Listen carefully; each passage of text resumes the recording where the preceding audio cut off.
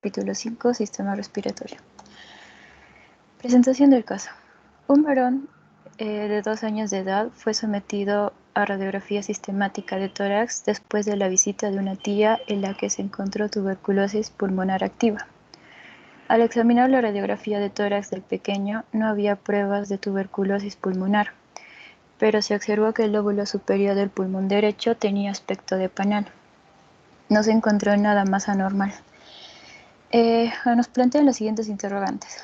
¿Qué anomalía congénita de pulmón produciría este aspecto radiográfico? ¿Y cuál es la explicación embriológica de este trastorno? Respondiendo a la primera pregunta, ¿qué anomalía congénita de pulmón produciría este aspecto radiográfico? Serían los quistes pulmonares congénitos. Las malformaciones pulmonares congénitas son un grupo diverso de trastornos del desarrollo y crecimiento bronquiopulmonar originados en las distintas etapas evolutivas del sistema respiratorio. Estas pueden afectar la vía aérea, parénquima pulmonar, la irrigación arterial pulmonar, el drenaje venoso pulmonar y una combinación de ellos. Hablando ahora de los quistes pulmonares congénitos, se caracterizan por un crecimiento excesivo de los bronquiales terminales que no están conectados adecuadamente con el espacio saccular. Por lo tanto, se van formando unas masas muy pequeñas, tienen aparición esporádica, estas no van a tener relación con sexo, edad, raza ni con predisposición familiar. Correspondería entre el 20 al 40% de todas las operaciones pulmonares por malformaciones de las mismas.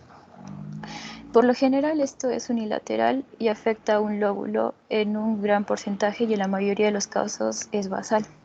Se puede acompañar de hidrops fetal y de polidroapnios, ya que en el periodo fetal puede comprimir estructuras vecinas, dificultar el retorno venoso al corazón y producir el hidrops o comprimir estructuras como el esófago y puede producir polihidroapnios. Existen clasificaciones que, dependiendo del tamaño de los quistes y el probable punto de origen de desarrollo de las malformaciones, el tipo 0 se origina a partir de la tráquea o tejido bronquial y tiene una baja incidencia. Estas suelen ser de 0.5 centímetros de diámetro y afectan a todos los lóbulos pulmonares. El tipo 1 son los quistes únicos grandes y múltiples mayores a 2 centímetros de diámetro. El tipo 2 son menos de 2 centímetros que afecta a un lóbulo pulmonar y tiene origen bronquiolar. Y el tipo 3 son masas sólidas de origen bronquiolar alveolar que pueden desplazarse y comprimir el pulmón contralateral. Para el diagnóstico existe un amplio espectro de manifestaciones clínicas que puede ir desde la muerte fetal hasta la falta absoluta de síntomas. La clínica más frecuente son las infecciones pulmonares recurrentes, dificultad respiratoria, neumotórax, hemotórax o hemoptisis. En cuanto al tratamiento, en algunos textos describe alrededor de un 20% de resolución espontánea de este tipo de lesiones durante la gestación, pero para aquellas asociadas a hidrops con riesgo de mortalidad, existen intervenciones fetales que han demostrado reducción de este riesgo. Ahora, respondiendo a la segunda pregunta, ¿cuál es la explicación embriológica de este trastorno? Bueno, durante el periodo de desarrollo del sistema respiratorio se presenta un crecimiento excesivo de los bronquiolos terminales, que no están conectados adecuadamente con el espacio saccular, por lo que se van formando unas masas muy pequeñas, que son precisamente estos quistes. Asimismo, se puede originar por una alteración de la diferenciación bronquio-bronquiolo, que puede comprometer al brote del esbozo bronquiolar completo o parcialmente a los bronquios mayores o los bronquiolos hasta los alvéolos en forma difusa. Eso sería todo. Muchas gracias. Muy bien, Ingrid. Entonces, a ver, en el caso que nos están presentando de este paciente de 2 años, donde se encuentra un familiar, ¿no? O tenía un familiar con tuberculosis activa, pero que él no muestra signos de tener una tuberculosis pulmonar, pero lo que sí se observa es que a nivel del lóbulo superior derecho tiene una imagen en panal. Después no hay nada más allá fuera de lo normal. Entonces, sí, efectivamente, cuando tenemos estas imágenes en rayos X, descartando una tuberculosis, perdón, lo más seguro, y por la edad también del paciente, es que se presente como quistes congénitos. Entonces, este tipo de de lesión o de anormalidad es más que nada un secuestro de lo que es el tejido pulmonar durante el desarrollo. Muy pocas veces van a dar alguna sintomatología, a menos que estos quistes se vayan a infectar o se vayan a distender con aire, ¿no? Y en ese caso, pues sí van a producir síntomas más asociados a una compresión, ¿no? Y en el caso, pues, de una infección, vamos a tener, pues, alteraciones de todo lo que es, bueno, todo un cuadro clásico infeccioso, ¿no? Fiebre, puede producir tos con expectoración, ¿no? Entonces, en sí, la alteración morfológica muchas veces puede pasar desapercibida, ¿no? En este caso, si es que no hubiera tenido el familiar con una tuberculosis, pues no hubiera pasado nada, ¿no? Solamente va a producir sintomatología en casos infecciosos, o bueno, cuando se contaminan o cuando empiezan a aumentar de tamaño por haber un entrapamiento de aire. Muy bien, Ingrid. Pasemos al casito número 4.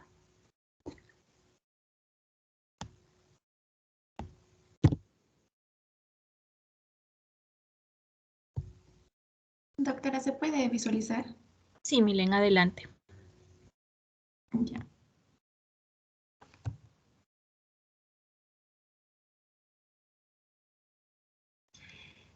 Caso clínico 4. Una hora después del nacimiento de lo que parecía una niña normal, la enfermera que le atendía observó que la frecuencia respiratoria de la pequeña aumentaba de manera gradual a 70 por minuto. La respiración era ahora muy laboriosa, con retracción costal y gruñido expiratorio. La auscultación de tórax descubrió que había disminuido de la entrada de aire y algunos estertones húmedos finos sobre la base pulmonar por detrás. Dentro de las 2 horas siguientes, la pequeña se puso cianótica y estaba agotada, obviamente por esfuerzo respiratorio excesivo. 3 horas después, había muerto. En la necropsia se encontraban los pulmones de color rojo oscuro, consistente carnosa y sin aire. Desde el punto de vista microscópico, los alvéolos se encontraban en colapso y estaban cubiertos por una membrana eosinófila. El diagnóstico es el síndrome de dificultad respiratoria neonatal.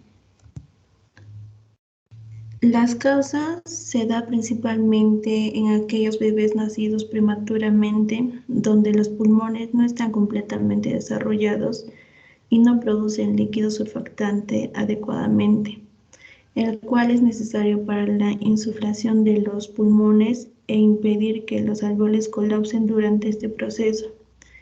Se ha identificado mayor incidencia en bebés cuyos hermanos padecen a la misma alteración, en madres diabéticas, parto inducido prematuramente y embarazos múltiples. Síntomas. Se asocia con una dificultad en la respiración apenas nace. Aumenta su ritmo y haciéndoles forzosamente. También se ha encontrado una membrana hialina o brillante rodeada de los alvéolos, la cual es formada por la interacción de los componentes sanguíneos y el tejido alveolar dañado. El tratamiento se identifica corticoides y la tiroxina como compuestos que ayudan en el desarrollo de los pulmones y por lo tanto en la producción de líquido surfactante por medio de los neumocitos tipo 2. Entonces, la administración de glucocorticoides durante el embarazo es de suma utilidad para prevenir el síndrome de dificultad respiratoria neonatal. Gracias, eso sería todo. Muy bien, entonces, a ver, lo que tiene el casito clínico es un síndrome de membrana hialina. Entonces, en este caso, miren, es algo que a veces se presenta muy frecuentemente. Tenemos que esta niña, ¿no? Después de una hora de haber nacido, se empieza a presentar una frecuencia respiratoria aumentada, la respiración empieza a hacerse más trabajosa, ¿no? Empiezan a presentar lo que es la retracción costal, un gruñido expiratorio, y a la auscultación hay una disminución en cuanto a la entrada de aire y la presencia también de estertores a nivel de las bases pulmonares, ¿no? Luego avanzan las horas y empieza a presentarse anosis, agotamiento con esfuerzo respiratorio excesivo, y después de 3 horas fallece, ¿no? Entonces, cuando se hace la necropsia, los pulmones están de color rojo oscuro, sin aire, lo cual es algo importante dentro de las pruebas que se hacen para determinar la causa de muerte.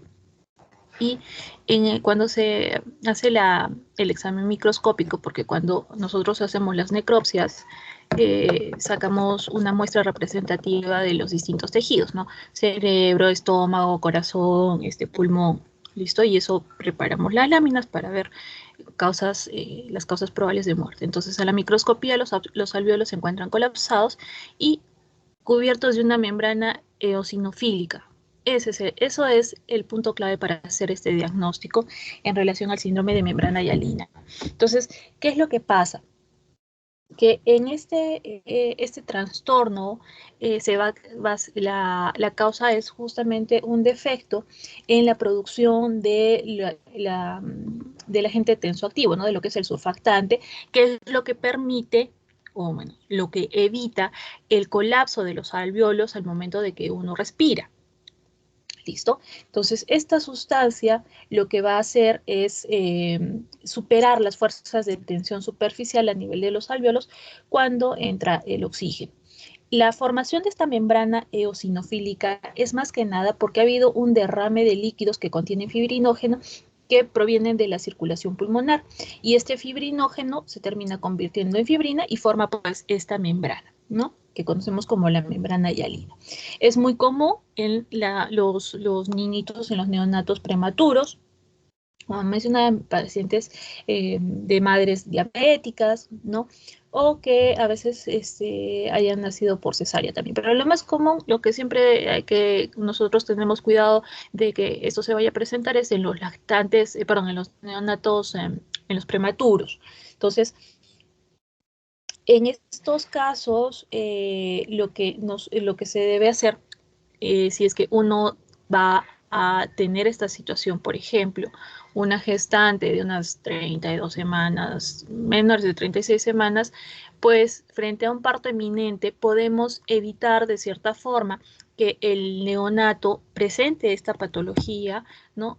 Ayudando a la maduración pulmonar, porque todo esto pues depende mucho de los neumocitos tipo 2, que son los que van a secretar esta sustancia. Entonces, para ayudar a la maduración del pulmoncito, nosotros utilizamos corticoides. ¿Listo? Entonces, de esa forma, evitamos un poco estas complicaciones que se pueden presentar. ¿Listo?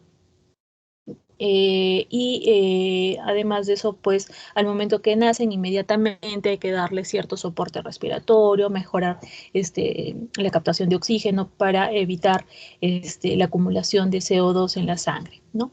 Entonces, muchas veces necesitan de apoyo mecánico para ayudar a respirar, y de esta forma, pues, evitar el desarrollo de la membrana hialina.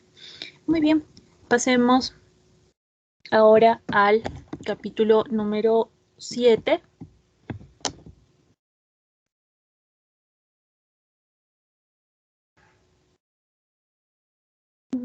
Sí, doctora, ya voy a compartir pantalla. Ya.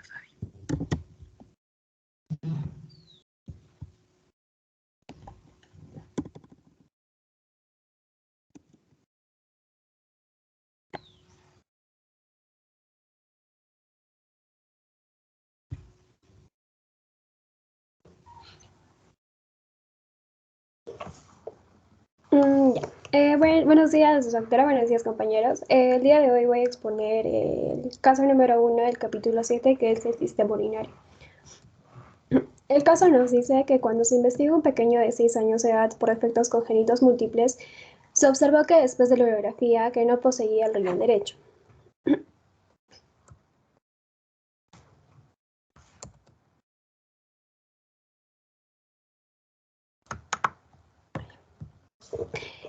Bien, entonces a este pequeño se le diagnosticó con una agenesia renal unilateral. Esta se caracteriza por la ausencia de uno de los dos riñones, que en este caso es el derecho. Esta anomalía es asintomática y habitualmente no se descubre en la lactancia debido a que el otro riñón va a sufrir una hipertrofia renal compensatoria y va a llevar a cabo la función del riñón inexistente.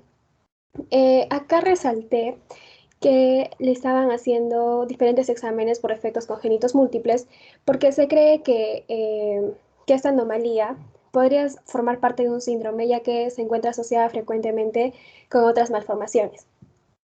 No solamente existe la agenesia renal unilateral, sino que también existe la bilateral, que se caracteriza por la ausencia de los dos riñones y está asociada con oligohidroamnios y es incompatible con la vida. Bueno, la primera pregunta nos dice, ¿es esta una anomalía congénita común? Esta anomalía es poco frecuente, se va a presentar de 1 a cada 5.000 personas, tiene una mayor probabilidad de darse en los hombres y con una mayor incidencia en el riñón izquierdo con un 56%. La segunda pregunta dice, ¿es probable que haya uréter derecho en este caso? No, ya que la agenesia renal se produce cuando no se desarrollan las yemas ureterales. Y como bien se sabe, los uréteres se desarrollan a partir del tallo de las yemas ureterales. Y es por eso que no se forma el uréter derecho. La tercera pregunta ¿es probable que sea el riñón izquierdo? ¿Es probable que sea normal el riñón izquierdo? Y la respuesta es no. Como bien dije, el riñón izquierdo va a sufrir una hipertrofia renal compensatoria y es por eso que su volumen va a ser mucho más grande. Y este fenómeno se va a dar en forma de compensar el menor número de nefronas que presentan estos pacientes. La cuarta pregunta nos dice, ¿cómo explicaría usted el trastorno desde el punto de vista embriológico? Bueno, la genesia, en la genesia no se desarrolla la yema ureteral, por lo cual no se va a introducir en el blastema metanefrogénico, lo que provoca que el riñón no se desarrolle. A más a detalle, la yema ureteral es la que va a formar los túbulos colectores y estos túbulos colectores son los que inducen a la formación de las nefronas por parte del blastema metanefrogénico. Entonces, al no existir la yema ureteral, no se van a formar los nefrones y tampoco va a haber el desarrollo del riñón. La última pregunta nos dice, ¿cuál es el pronóstico? La ausencia de un riñón es compatible con la vida y con un buen estado de salud, siempre y cuando el riñón hipertrofiado compense las funciones normales. Por lo común, el volumen del riñón se aproxima al de dos órganos y debido a su gran volumen, se va a encontrar menos protegido y va a estar más propenso a sufrir traumatismos. Eso es todo, doctora. Gracias. Muy bien, Fabi. Entonces, a ver, en este caso, ¿no? Este pequeñito de 6 años con múltiples defectos congénitos, ¿no? Y lo que más resalta, pues, es que no tiene riñoncito derecho. Entonces, en el caso de lo que es la genesia, como han dicho, es un problema.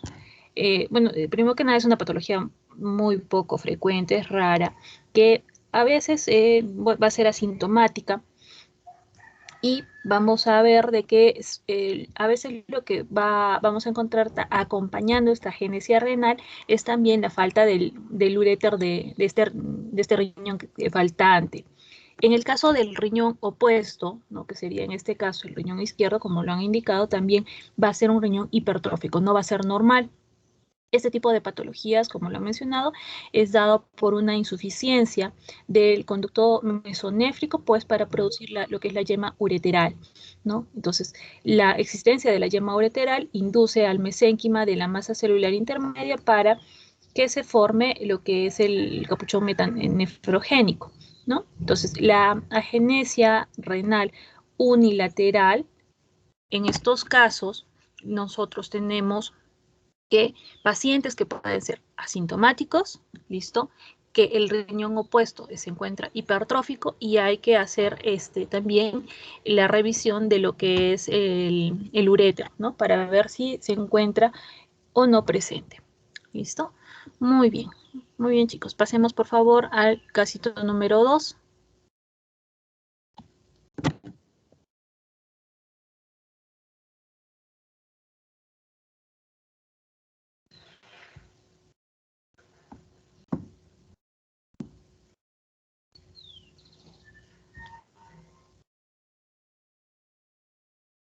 Ya. Buenos días, doctora y compañeros. Yo les voy a presentar el caso número 2 del sistema urinario.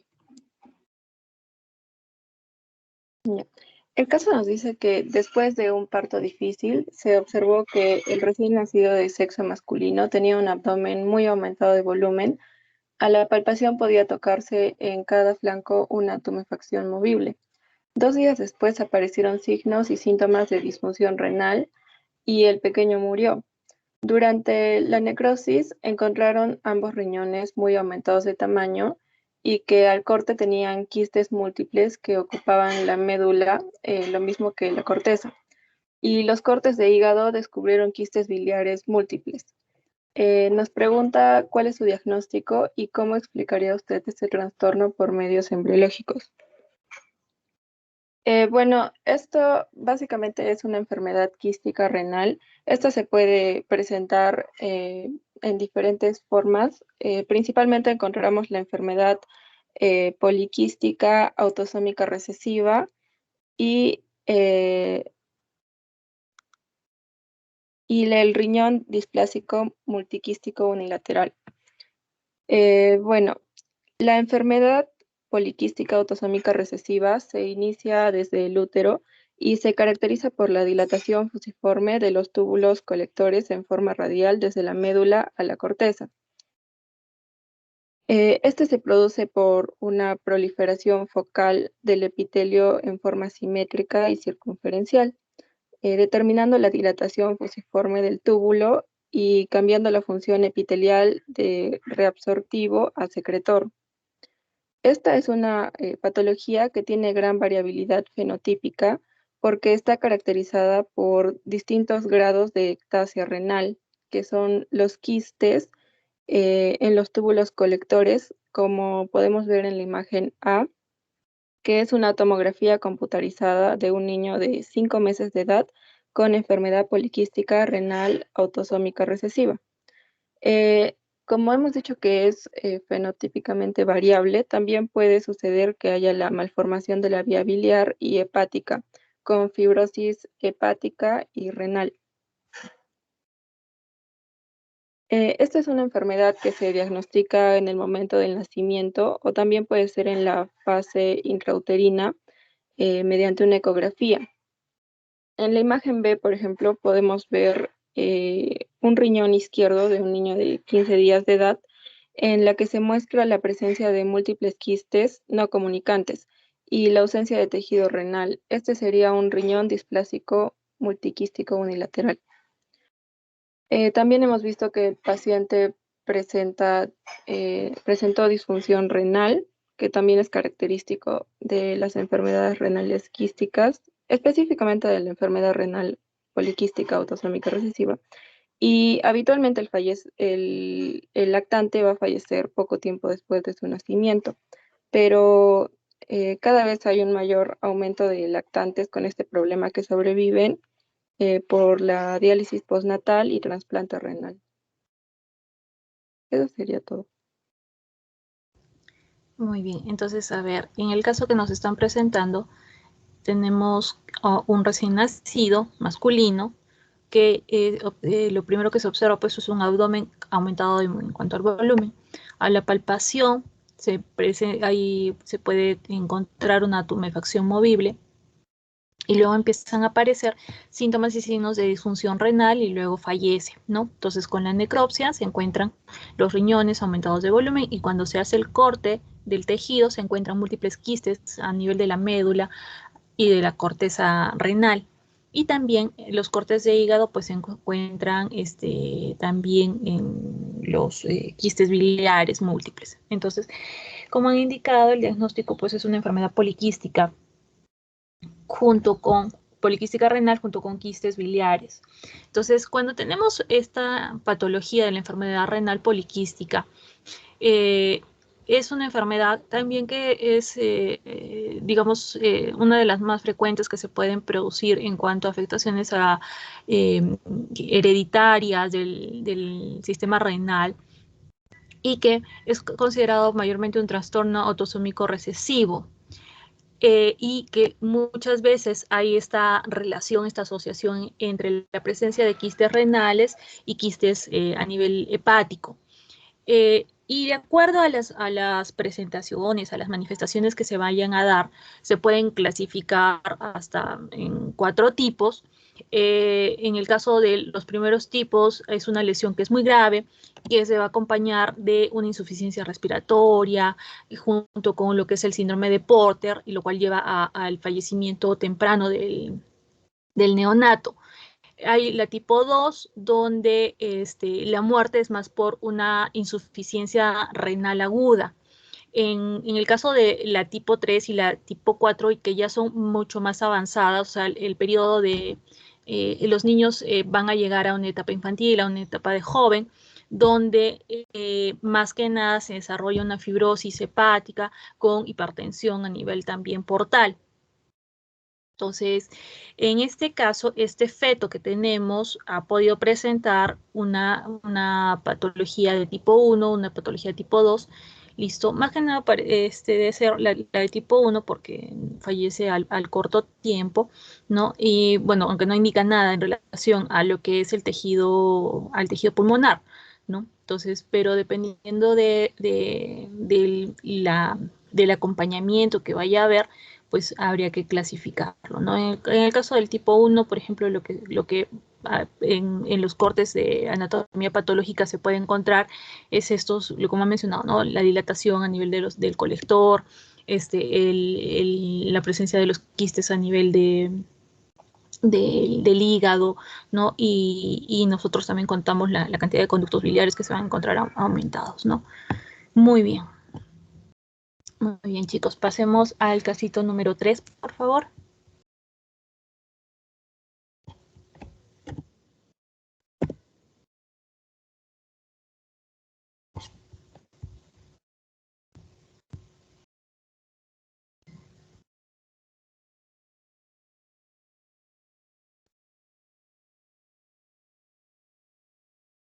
A ver si no, al caso número 4. Disculpe, doctora, el caso creo que le tocaba a mi compañero Cristian. Ya, no hay problema. Sí, me ha indicado que tiene problemas de conexión. Entonces, al caso número 4, por favor. Está bien, doctora.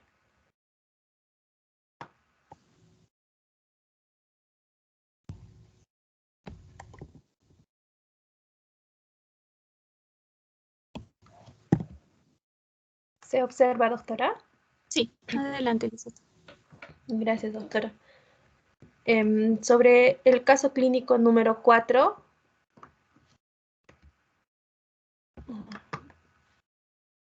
el caso nos indica que una mujer de 40 años de edad fue examinada por su médico porque durante 6 meses había experimentado dolor sordo en la región umbilical, que a veces se irradiaba hacia ambas regiones lumbares. Se quejaba también por diuresis frecuente. No había antecedentes de hematuria ni dificultades para la micción. Durante la exploración física no puede palpar sin ningún... Acá, doctora, no entendías muy bien el caso. Lo que indica es no puede palpar sin ningún reunión en el ángulo costolumbar. Por fortuna, la paciente era delgada y pudo palparse una tumefacción firme y fina en la región lumbar inferior derecha. La pielografía intravenosa descubrió que ambos riñones eran de posición más baja de lo normal y están mucho más cerca de la columna vertebral. La trayectoria hacia abajo y hacia adentro de los cálices increíbles era muy franca. ¿Cuál es el diagnóstico? ¿Puede explicar usted este trastorno con bases embriológicas y cómo trataría usted a este trastorno? Esas son las preguntas que nos realiza el caso clínico. Ahora, lo que nos llama la atención de acá es el dolor sordo en la región umbilical, la cual se irradiaba, que presente diuresis frecuente y sobre todo la tumefacción firme y fija en la región lumbar inferior derecho de esta paciente. Por todo ello, se podría sospechar de un riñón en herradura, la cual es una malformación renal congénita producida por la fusión de los dos polos inferiores de ambos riñones antes de la rotación de estos sobre su eje.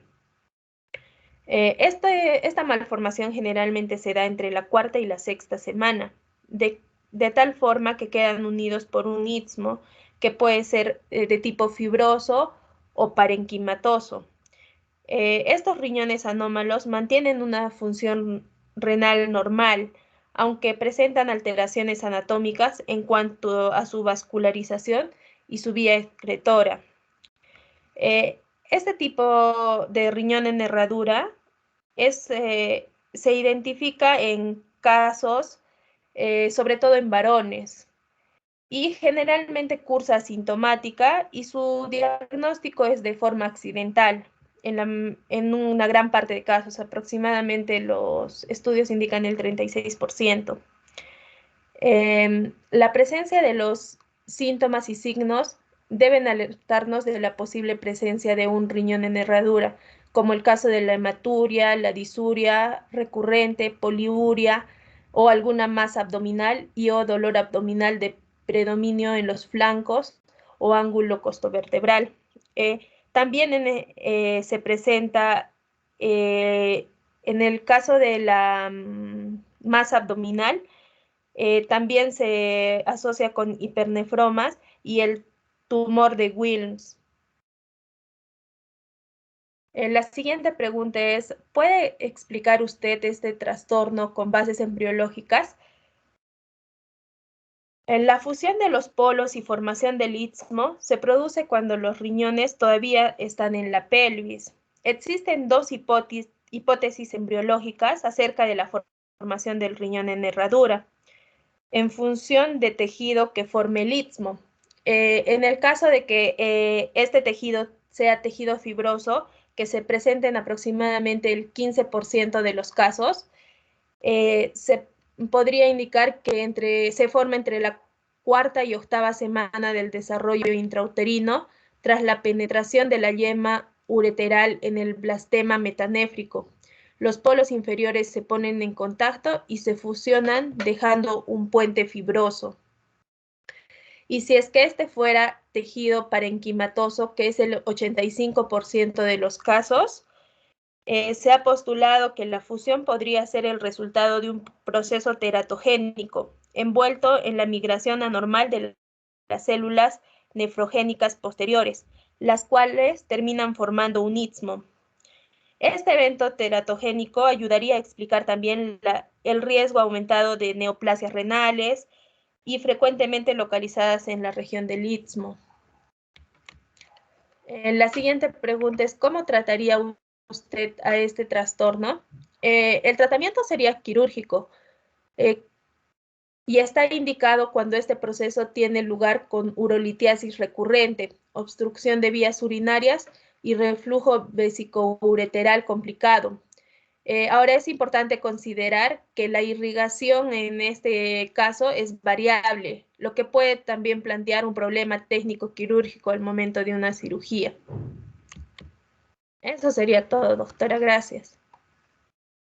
Muy bien, Lisette. A ver, vamos a ver el casito, ya que sobre todo esas partes que no se ha comprendido. Entonces, tenemos una mujer de 40 años que fue examinada porque durante 6 meses había experimentado un dolor sordo a nivel de la región umbilical que a veces se irradiaba hacia ambas regiones lumbares, ¿no?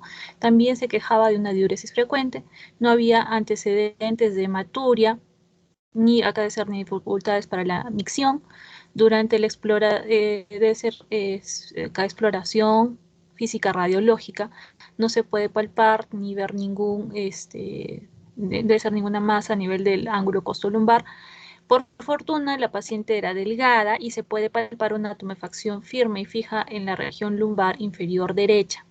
Se le hace una pielografía intravenosa donde se vio que ambos riñones eran de una posición mucho más baja de lo normal y estaba mucho más cerca de la columna vertebral, ¿no? La trayectoria, hacia abajo y hacia adentro de los cálices era franca, ¿no? Entonces, como diagnóstico, efectivamente, esta paciente lo que tiene es un riñón en herradura. ¿no? Como lo he mencionado, bueno, el caso del riñón en herradura es mucho más frecuente en los varones que en las mujeres, y este tipo de anormalidades se van a dar por un defecto en la unión de las dos blastemas renales cuando están muy próximas, ¿no? Esto generalmente entre la quinta y la sexta semana, y después de que la llama ureteral se une al blastema renal. Entonces, la mayoría de estos pacientes van a ser asintomáticos, ¿listo? Y los diagnósticos simplemente son de forma incidental, pero hay pacientes como la que tenemos que sí pueden manifestar dolor, hematuria, ¿no? Más que nada por problemas obstructivos o problemas infecciosos, ¿no? Y lo que más se puede ver en estos casos de riñón en herradura es la presencia de una hidronefrosis, ¿no? Que es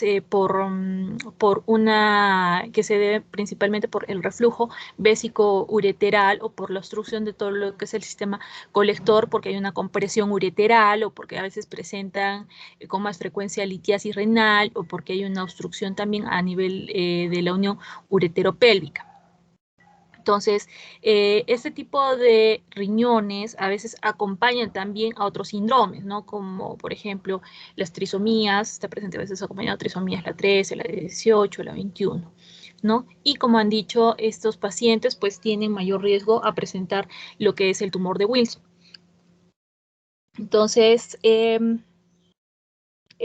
la otra cosa también es que la posición que van a tomar estos riñones, que es tan baja, se debe principalmente porque al ascender ambos riñones desde la pelvis, van a quedar atrapados por la arteria mesentérica inferior, ¿no? Entonces, todos estas alteraciones que se dan durante la formación, pues hacen que tengamos esa imagen, ¿no? A veces lo que se puede hacer también como tratamiento es la resección quirúrgica de este istmo o parénquima por el cual van a estar unidos, ¿no? Y de esta forma intentar corregir, ¿no? Pero si es que no tiene mayor sintomatología, si es el paciente asintomático, muchas veces se dejan los riñones tal cuales, ¿no? Porque son cirugías de alto riesgo. Muy bien, pasemos por favor al casito número 5.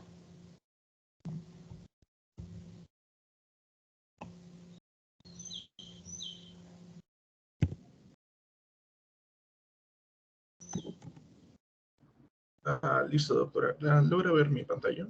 Sí, Germán, adelante. Ok. Bueno, ahora expondré el caso número 5 del capítulo 7 del sistema urinario.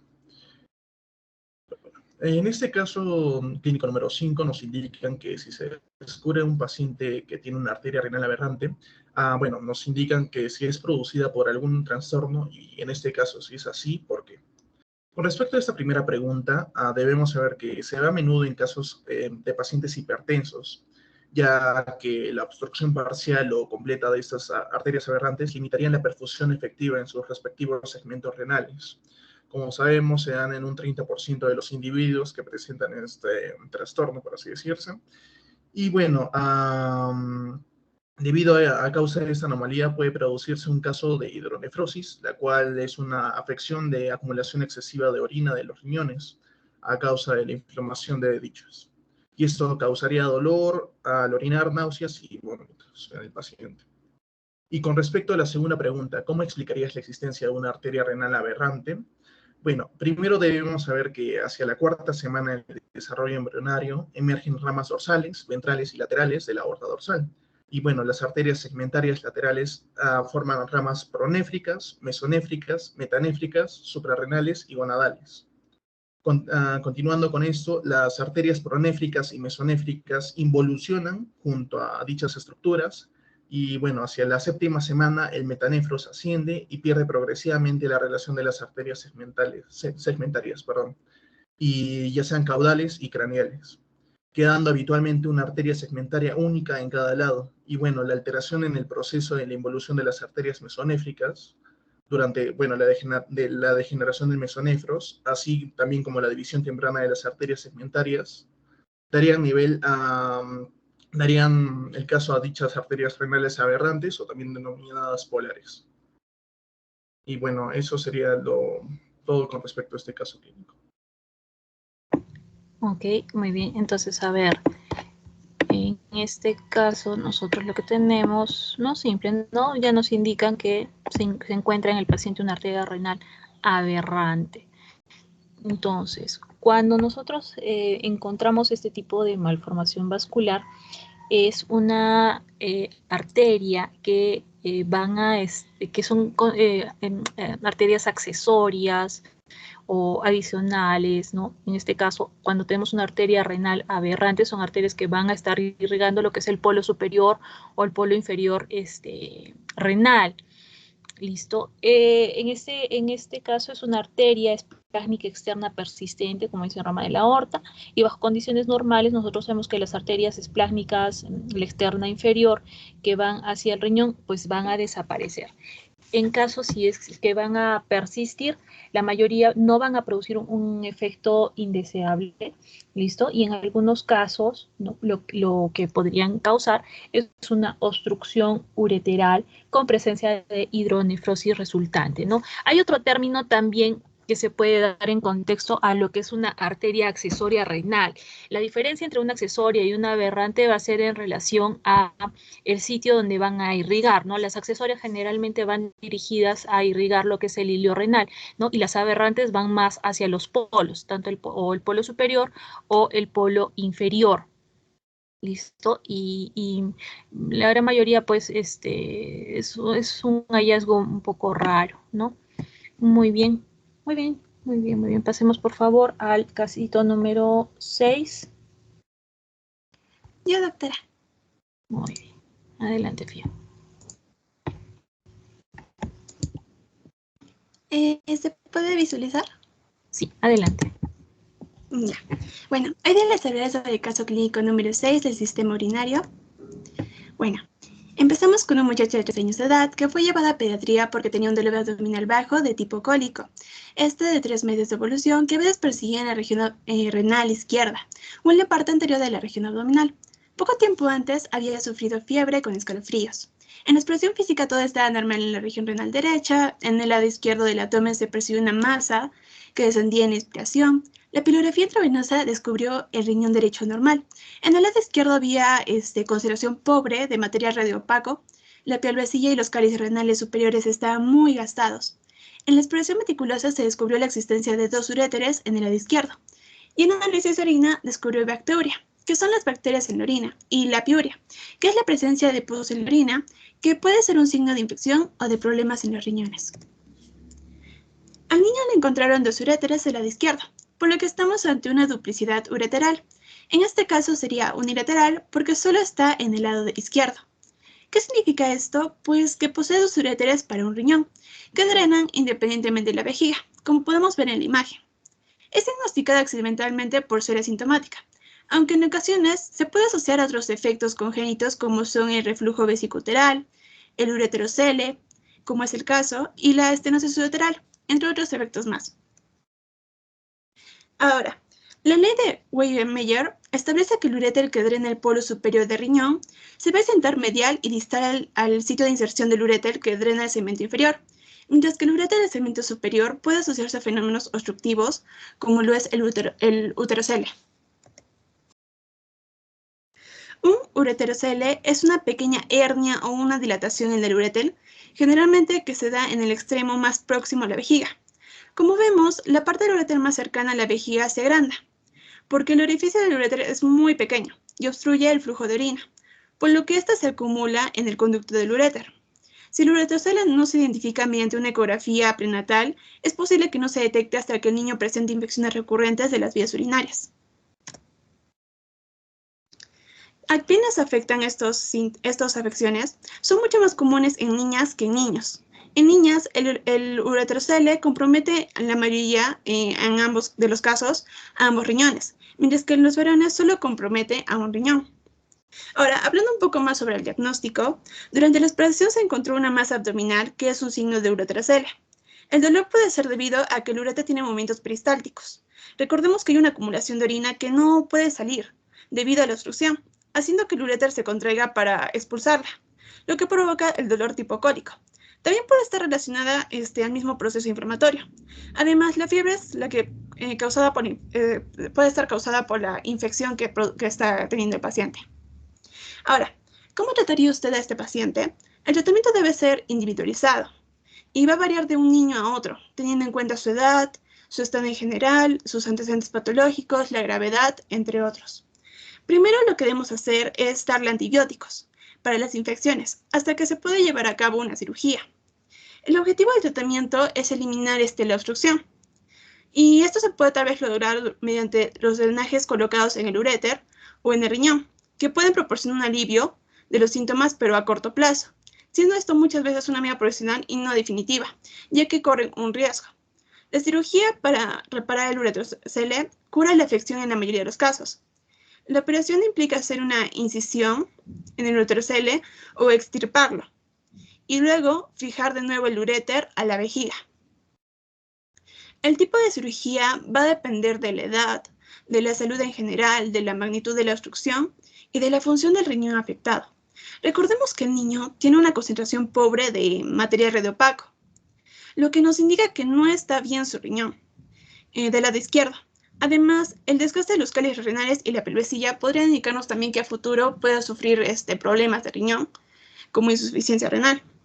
Los ureteroceles son más grandes, tienen una mayor indicación quirúrgica, y los más pequeños no afectan la función de riñón, por lo que se les puede hacer un seguimiento sin una intervención invasiva, pero este no es el caso.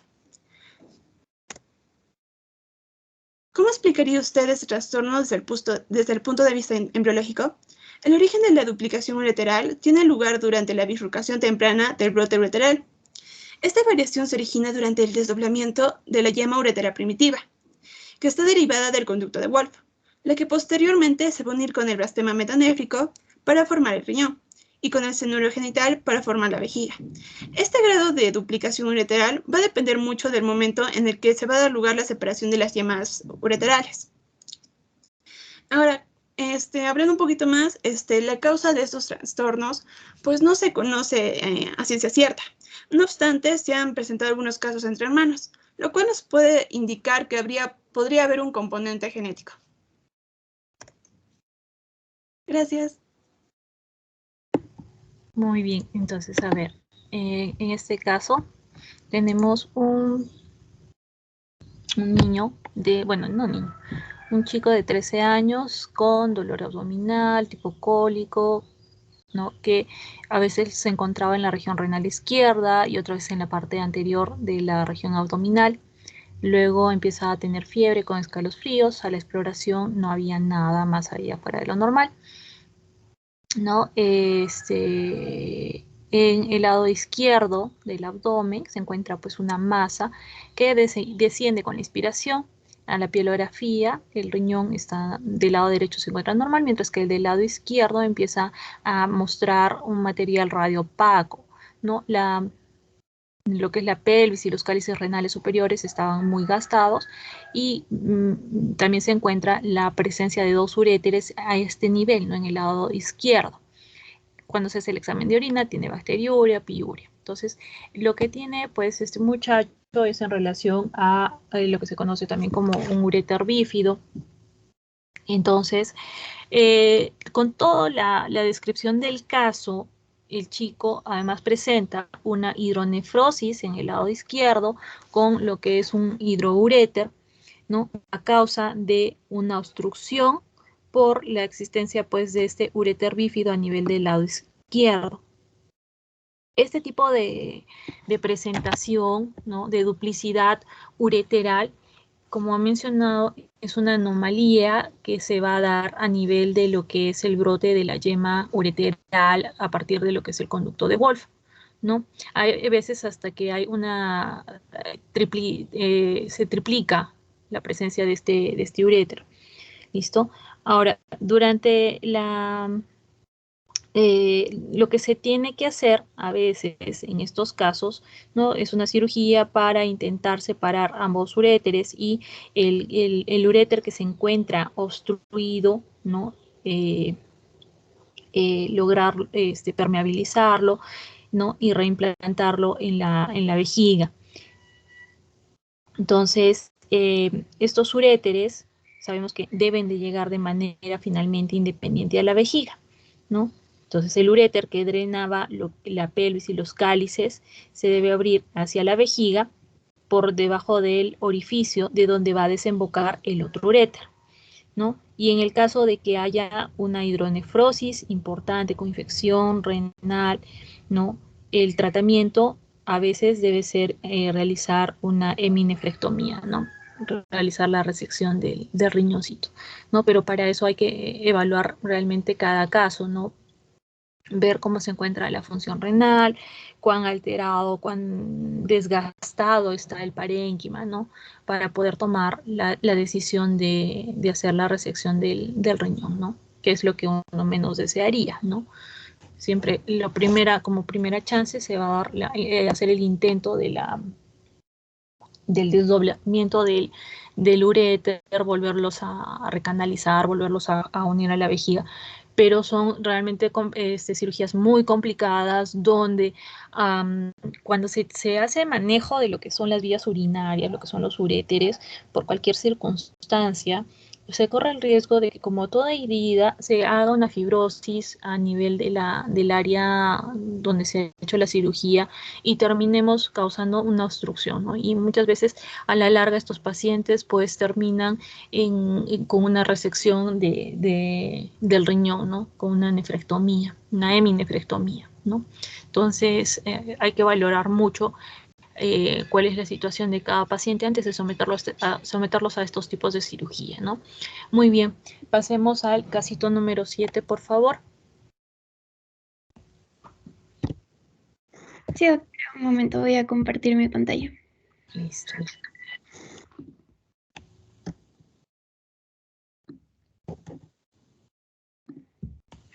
¿Se puede visualizar, doctora? Sí, Nicola, adelante. Ok. Buenas tardes, doctora. Buenas tardes, compañeras. En esta oportunidad yo voy a exponer acerca del caso clínico número 7, el capítulo 7. Dice así: se sometió a una pequeña de 5 años que tenía signos y síntomas sugestivos de infección urinaria crónica. Después de la pelegrafía intravenosa, se observa que tenía megaluréteres en ambos lados. ¿Podría explicar ese trastorno y cuál es el tratamiento? Bueno, como hemos podido leer en el caso clínico, el diagnóstico es megalouréteres.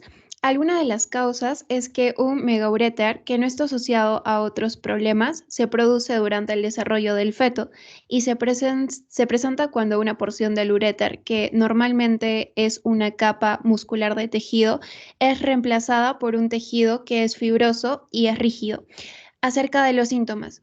Debido a que la mayoría de los megalouréteres primarios se diagnostican de forma prenatal y se inicia con una profilaxis antibiótica desde el nacimiento, muchos se encuentran asintomáticos. Cuando dan clínica, la infección de orina va a ser la manifestación más frecuente y la infección de orina en los lactantes suele manifestarse con fiebre, con vómitos, rechazo de alimentación y en ocasiones diarreas.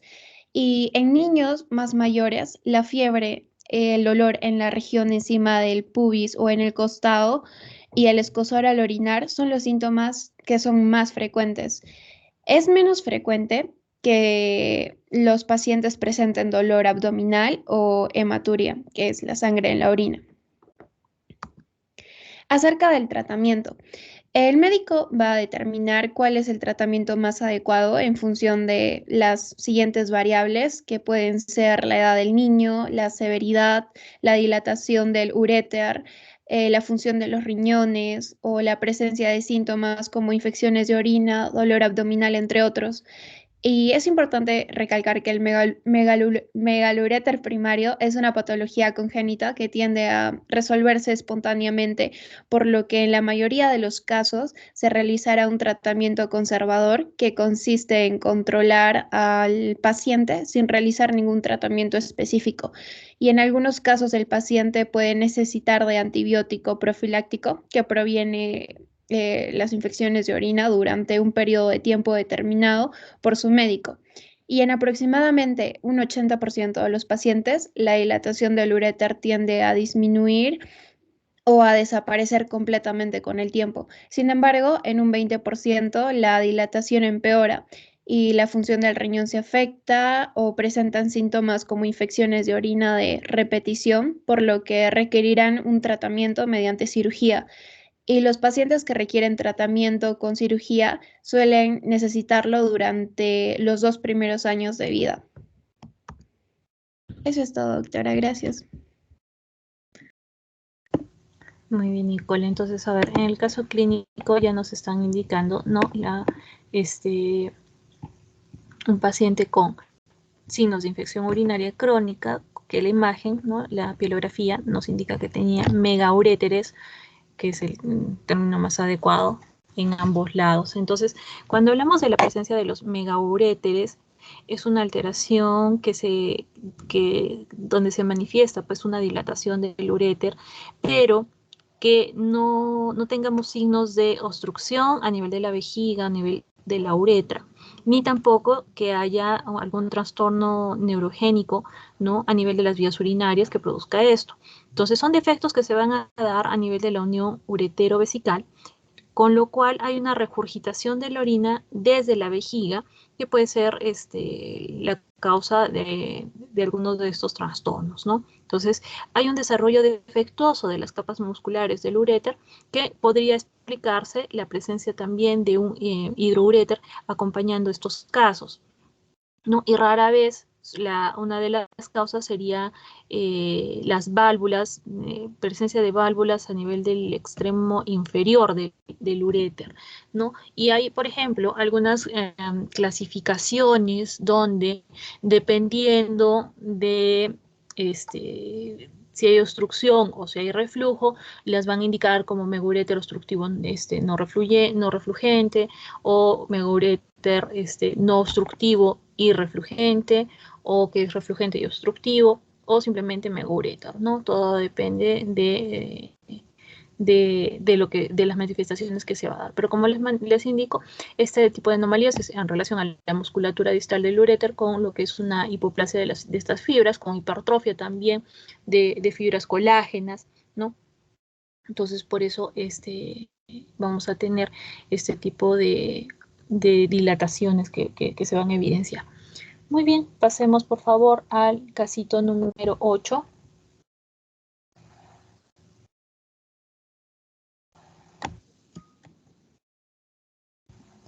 Doctora, ¿se puede ver la pantalla?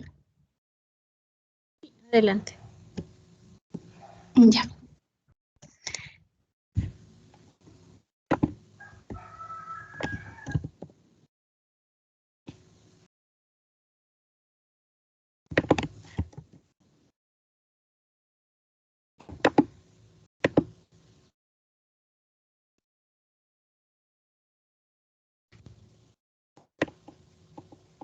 Doctora, ¿puede ver mi pantalla? Se me fue el internet un ratito. Sí. Adelante, Fresi.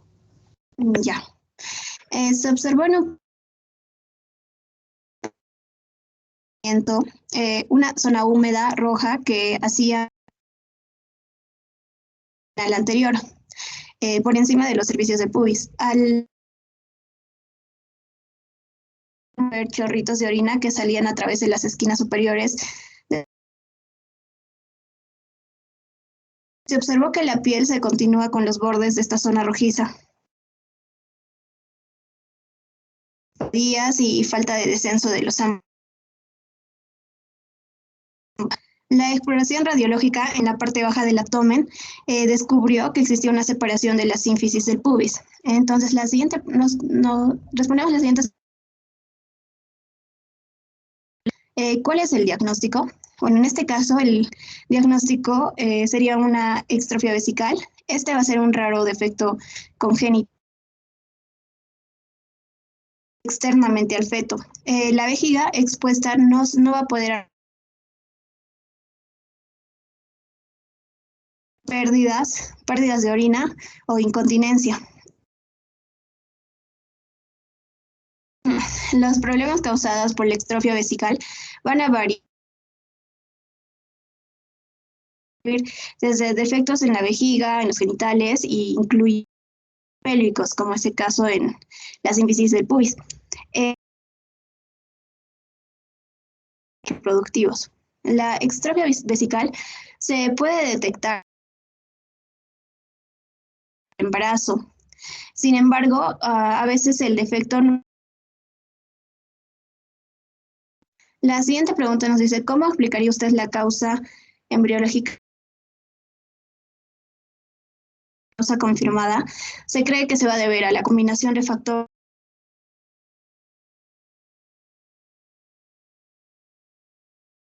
de que el feto crece, una estructura llamada la cloaca urinarias y digestivas no se va a llegar a desarrollar adecuadamente en los bebés. Los efectos en la cloaca pueden variar mucho, también según la edad.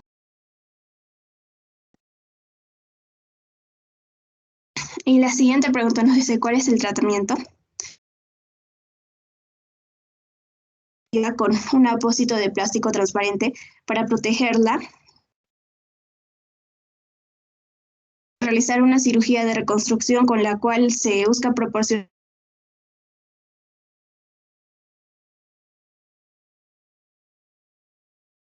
los órganos sexuales externos, establecer una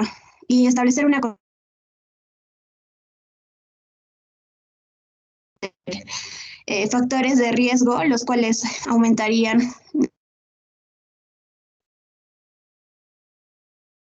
incluir antecedentes familiares, la raza, el sexo. Sería todo, doctora. Gracias. A ver, muy bien, Fresia. Entonces, en relación a este caso, lo que nosotros vamos a tener es esta observación de este pequeñito, ¿no? Que presentaba una zona húmeda roja, ¿no? Con protrusión en la parte inferior de la pared abdominal anterior por encima de lo que es el pubis. Y lo que se pudo ver es chorritos de orina que salían a través de lo que son las esquinas superiores de esta región rojiza, ¿no? Y se pudo ver de que la piel se continuaba con bordes, o sea, estaba esta piel rojiza en estos bordes, y que también tenía el pequeño epispadias, una falta de censo de los testículos, y cuando se hace la imagenología se ha visto que en la parte baja del abdomen había una separación de la sínfisis del pubis. Entonces lo que tiene, ¿no?, es una estrofia vesical, que es un trastorno que se produce por una insuficiencia de lo que es el mesénquimo embrionario para invadir el disco embrionario caudal a nivel de la membrana cloacal, ¿no? Y que a causa de la incontinencia urinaria, ¿no?, y de la presencia también de infecciones constantes, infecciones ascendentes, es necesario llevar a estos pacientes a un tratamiento quirúrgico, donde se puede hacer pues la reconstrucción de la vejiga, ¿no? En otros casos se puede hacer una extirpación de la vejiga con trasplantes de los uréteres hacia el colon, o también hacer una desviación del asa ileal, ¿no?, que podrían ser tratamientos a tomar en cuenta. Y este tipo de patología, ¿no?, se va a estar acompañando de otras anomalías, como es el caso de presencia de un pene corto, rudimentario, una uretra corta también, ¿no?, lo que es la epispadia, lo que ha mostrado una amplia diástasis de lo que son las sínfisis pubianas, también diástasis de los rectos, ¿no?, y muy frecuente también la presencia de una hernia umbilical, hernias inguinales, ¿no?, hasta prolapso rectal. Entonces, hay también múltiples teorías en relación a esto, pero importante tomar en cuenta la irritación, las infecciones a nivel de la pared vesical, ¿no?, que a veces se complican con llegar hasta infecciones óseas circundantes, ¿no?, lo cual ocasiona también mayor separación de lo que es la pubis, ¿no? Finalmente es una falla del mesodermo para poderse desarrollar. ¿Listo? Entonces, y hay a veces también ciertos textos donde lo pueden considerar como fallas completas o incompletas, dependiendo de la completa si es que hay una ausencia de lo que es la pared abdominal inferior, ¿no? Con eversión de lo que es la pared posterior de la vejiga. Muy bien. Pasemos, por favor, al casito número 9.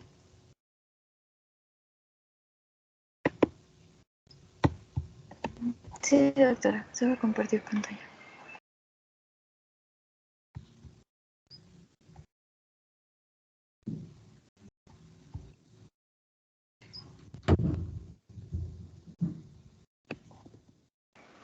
Bien, con el caso clínico número 9, capítulo 7 del sistema urinario. Siguiente diapositiva, por favor. Bien, ahora en cuanto a la presentación del caso. A la exploración física pequeño de 6 años de edad, se encontró una gran masa intraabdominal en la justamente por encima de la sínfisis del pubis. La masa de consistencia firme relativamente fija medía unos 10 centímetros de diámetro y era sensible a la palpación. Durante el encontró un gran quiste que estaba fijo por arriba en el ombligo y por debajo en el ápice de la vejiga. Siguiente diapositiva.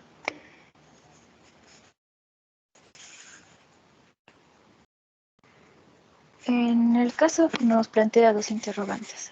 ¿Cuál es su diagnóstico y cómo explicaría usted la existencia de este quiste? Siguiente diapositiva, por favor. Respondiendo a la primera pregunta, ¿cuál es el diagnóstico? El diagnóstico sería enfermedad renal quística de tipo displásica multiquística. Bueno, esta es una afección común. Ocurre cuando un riñón no se forma correctamente, se está formando en el útero.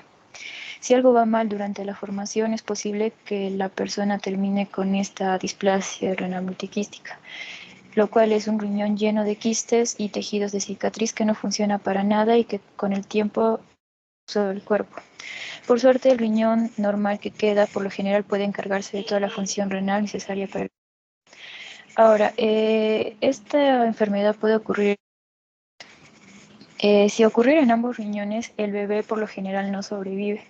Eso es porque los riñones forman líquido amniótico que es necesario para la normal y la formación normal.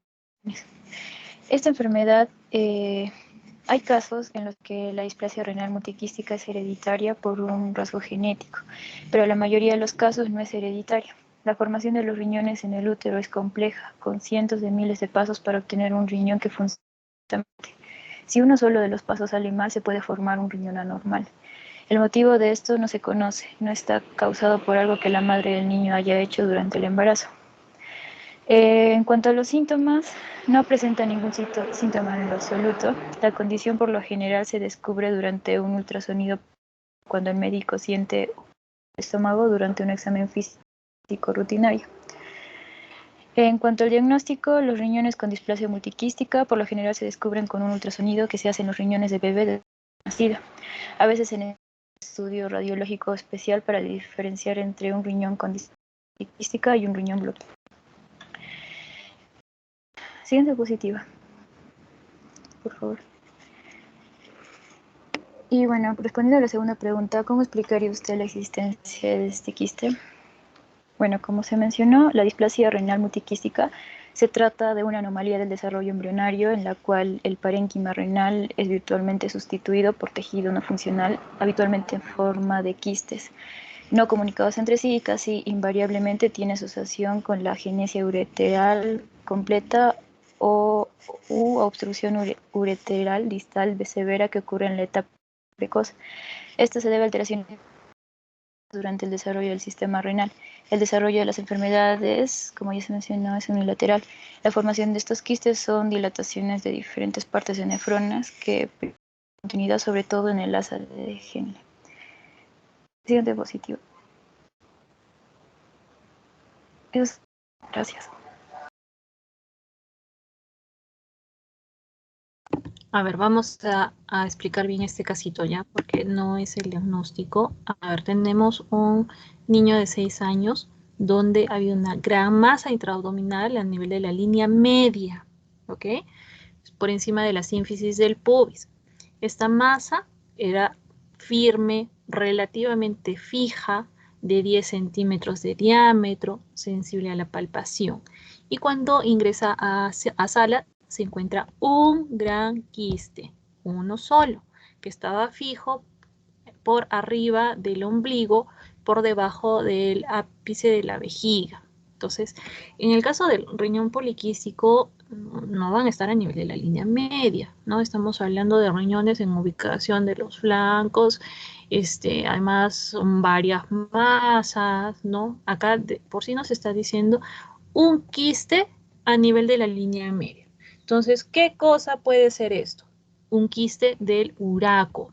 Entonces, en el caso de estas, de lo que es el quiste uracal, se va a producir por una obliteración parcial del uraco, ¿no? Al cerrarse los extremos cutáneo y vesical, quedándome una cavidad quística intermedia que va a tener un contenido de aspecto seroso, ¿no? Con presencia también de cierto componente epitelial, ¿no? Son presentaciones raras, ¿no? La mayoría de los quistes uracales son pequeños, pueden ser asintomáticos, ¿no?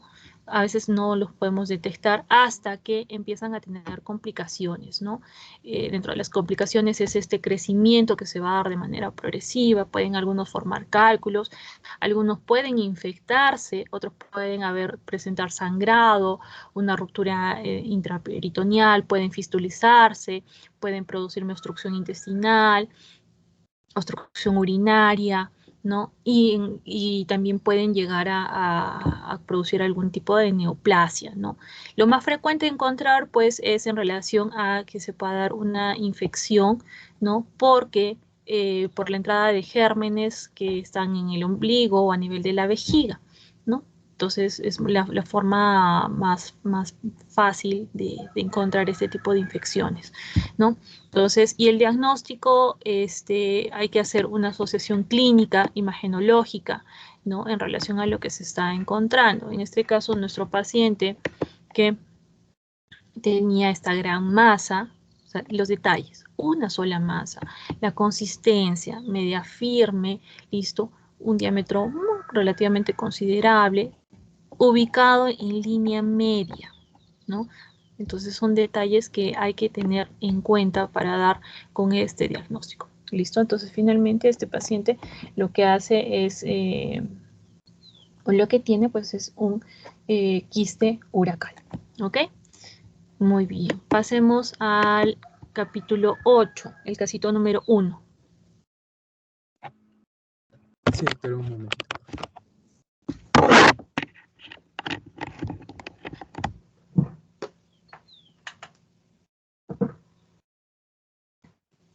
Doctora, ¿se logra ver mi pantalla? A ver, Gustavo. Ahora sí, adelante, por favor. Un momentito. Claro. Ahí. Ok, buenos días, doctora, buenos días, compañeros. En esta oportunidad también me ha tocado hablarles sobre el primer casito clínico del sistema genital. Nuestro caso clínico nos dice, cuando un varón de 18 años de edad se metió en examen físico antes de entrar en el ejército, el médico observó la existencia de una masa entreescrotal anormal por delante del testículo izquierdo. En el lado derecho de las normales, vaso deferente, epidídimo y testículo, y en el lado izquierdo, vaso deferente y testículo se sentían normales, pero no podía palparse el epidídimo por detrás del testículo. Por medio de sus conocimientos de anatomía embriológica, ¿cómo podría usted explicar la masa que está enfrente del testículo izquierdo? ¿Se trata de una anomalía congénita común? Ok. En cuanto al diagnóstico de este paciente, entonces, se le diagnostica una espermatocele, que es una afección muy común o frecuente. Bueno, sí, es muy común y frecuente. Y esta más es un saco, o también se le conoce como un quiste, que se forma en el epidídimo, el cual es el pequeño tubo en espiral que se ubica en la parte superior del testículo, que recoge y transporta el semen, como sabemos. Un espermatocele generalmente es indoloro y no canceroso. y con frecuencia está lleno de un líquido lechoso o transparente que contiene el esperma, que, bueno, también se puede encontrar espermatozoides, ¿no?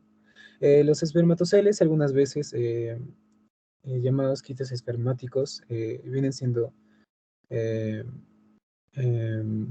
bueno, sí, ya les dije, ¿no?, que es muy frecuente, pero esto es importante resaltar que no van a reducir la fertilidad y en tanto el tratamiento tampoco es muy necesario.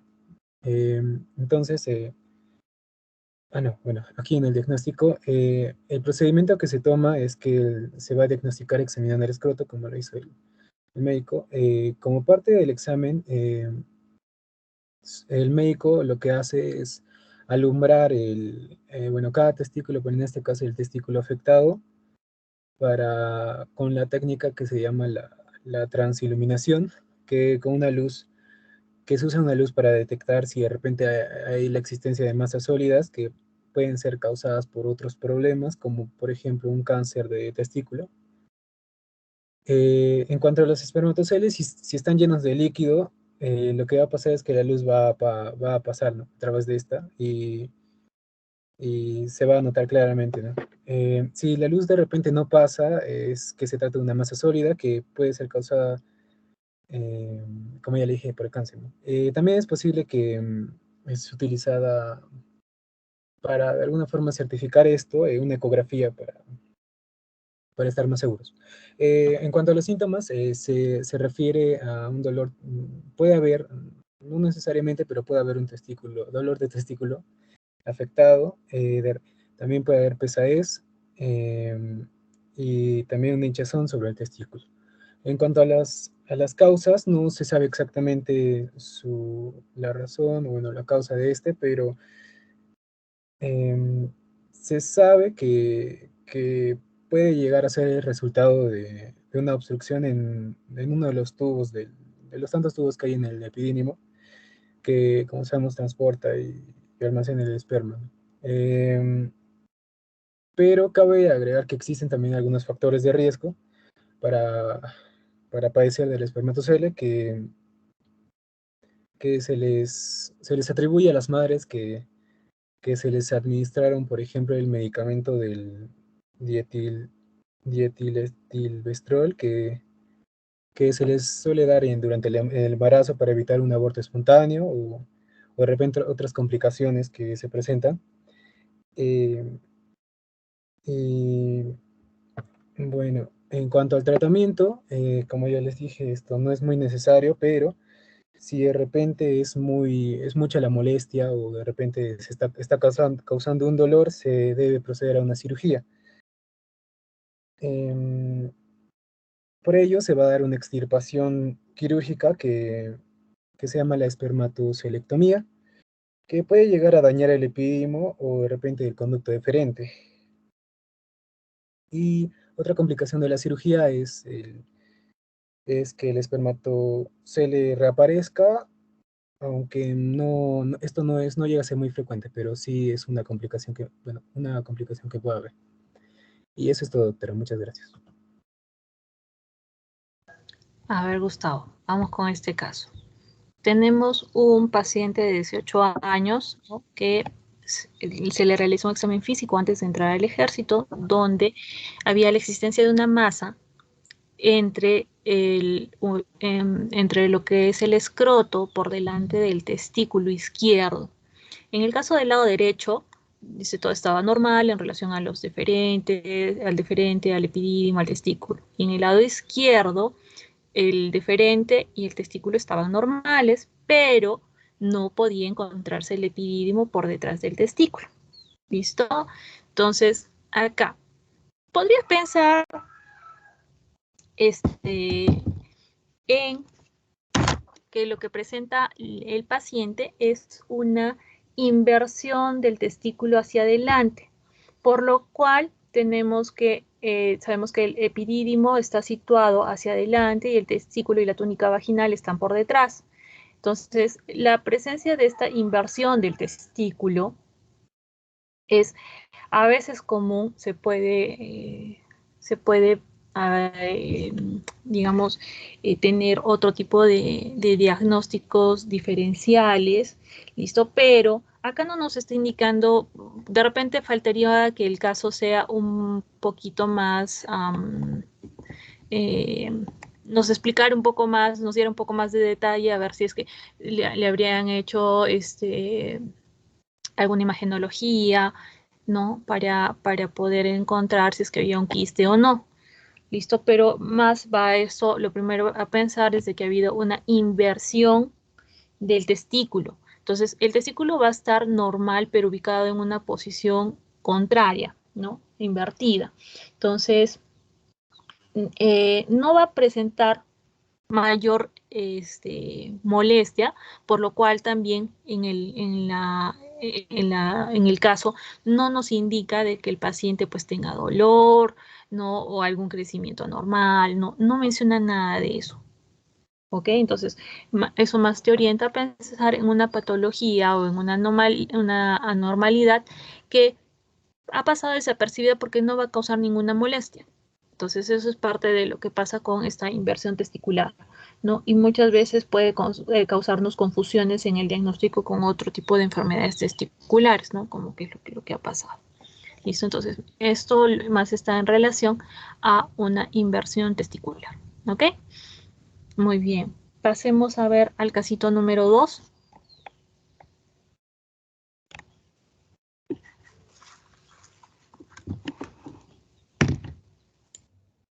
Sí, doctora, puede verlo. Adelante.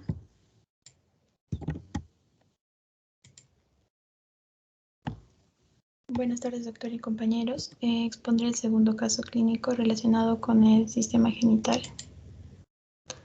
Bueno, este caso nos dice que una madre llevó a su pequeño de 3 meses de edad al pediatra porque había observado que el testículo derecho no se encontraba en el escroto. Había percibido, cuando había bañado al pequeño, que el lado derecho del escroto parecía en colapso y vacío. La exploración física confirmó las observaciones de la madre, sin embargo, se palpa una tumefacción pequeña, firme y ovoide a mitad de camino del conducto inguinal derecho. El diagnóstico sería criptorquidia o testículos no descendidos, que es la ausencia de al menos uno de los dos testículos en el escroto debido a una alteración en lo que es el descenso de estos durante el desarrollo fetal. Se trata de una malformación congénita más frecuente relativa a los genitales masculinos externos. Esta es asintomática, lo único que el paciente puede notar es la bolsa escrotal vacía. Se distinguen dos tipos de criptorquidia, la unilateral y la bilateral. La unilateral es cuando únicamente uno de los dos testículos no desciende correctamente. Es la forma más común, ya que supone el 85% de los casos. La bilateral refiere a que ninguno de los dos testículos desciende al escroto. Estos son menos comunes, suponen un 15%. En general, esta anomalía se va a encontrar con una frecuencia de 3 al 9% en los recién nacidos y un 30% en los bebés prematuros.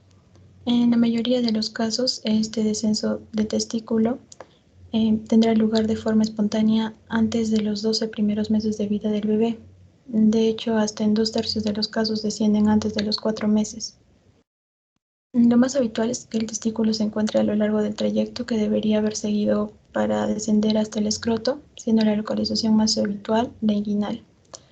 Bueno, las causas pueden tener diferentes orígenes, muchos de ellos son hereditarios. Estos son una alteración anatómica como una anomalía del ligamento escrotal o también un obstáculo mecánico encontrado durante la migración del testículo como vasos o nervios espermáticos o bien lo que es el canal inguinal muy estrecho. También lo que es la obstrucción del orificio del escroto, defecto o insuficiencia hormonal, ya que se necesitan gonadotropinas para lo que es el desarrollo normal del aparato genital, la falta de presión intraabdominal y también hay causas genéticas o cromosomas, como el síndrome de Klinefelter, síndrome de Prader-Willi. Aparte de esto, existen también otros factores que van a incrementar el riesgo de que los testículos no desciendan.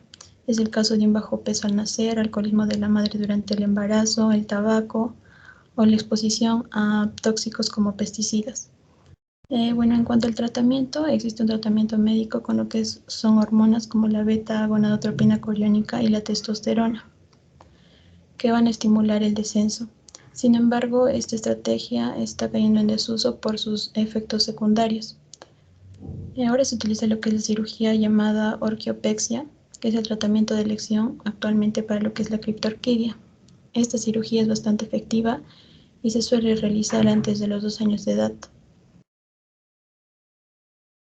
Eso sería todo, doctora, gracias.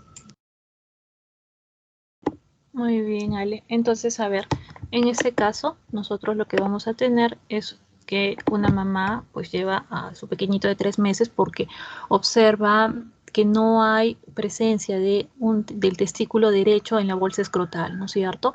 Y esto se da la mamá cuenta cuando baña al pequeño, porque encuentra pues el escroto vacío. Al examen físico pues se confirma exactamente lo que había encontrado la mamá.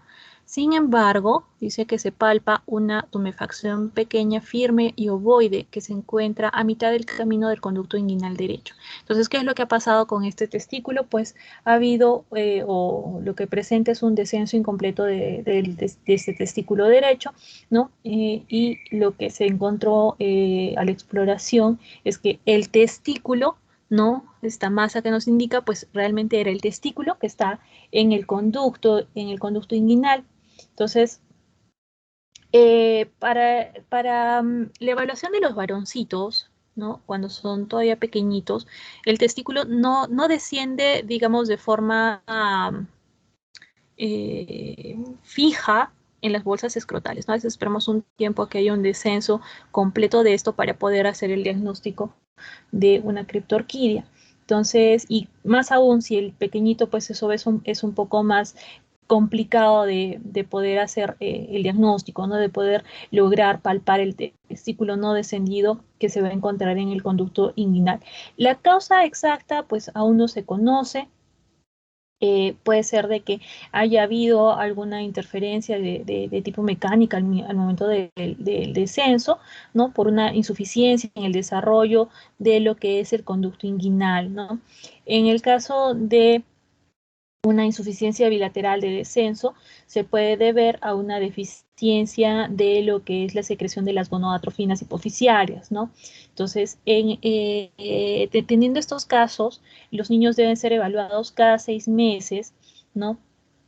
Y se ha visto que en la mayoría de los casos en el cual el testículo se queda en el conducto inguinal, ¿no? Muy cerca a lo que es el anillo inguinal superficial, va a descender de manera normal, ¿no? Por sí solito, en unos cuantos meses después del nacimiento. Y en el caso de que el testículo no descienda hacia la bolsa escrotal hasta el 5º año de vida, pues se debe ya manejar mediante una cirugía para lograr descenderlo, colocarlo a la bolsa escrotal, hacer puntos de sujeción, ¿no? Para que no haya mayor problema.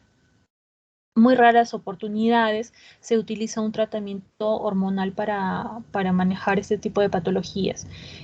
Sabemos que la temperatura más alta dentro del conducto inguinal o dentro de la cavidad abdominal puede producir también cambios, ¿no? Irreversibles en cuanto a la estructura de los túbulos seminíferos, ¿no? Y por lo tanto causar problemas de infertilidad en estos pequeños. Entonces, se puede esperar hasta los 5 años, a veces se toman decisiones un poco previas, ¿no? Tratar de operar lo antes posible, pero lo ideal siempre va a ser agarrar y en caso no descendiera, pues llevarlo a cirugía para descender el testículo, ¿no? Y fijarlo, ¿no? Y no esperar más tiempo, porque si no, ahí sí vamos a tener problemas de infertilidad muy claros, ¿no? Con este paciente a mayor edad. ¿Listo? Muy bien, chicos. A ver, creo que hasta ahí vamos a avanzar el día de hoy. Ya nos quedarían tan solo 12 casos para la próxima semana, ¿no? Y queda uno pendiente, ¿no? De el capítulo 7. ¿Listo? Que lo trataremos el día lunes. Entonces, vayan por favor terminando de preparar los casos clínicos. Ya la próxima semana, me parece, ya es nuestra última semana de prácticas. Entonces, y vayan por favor estudiando porque ya se vienen los exámenes. A ver. Calendarización. Sí, porque el examen está programado para entre el 6 y el 10 de diciembre. ¿Listo? Entonces, y con eso concluimos el curso de embriología. ¿Ok? Entonces, ¿alguna duda, alguna pregunta, chicos, hasta la fecha?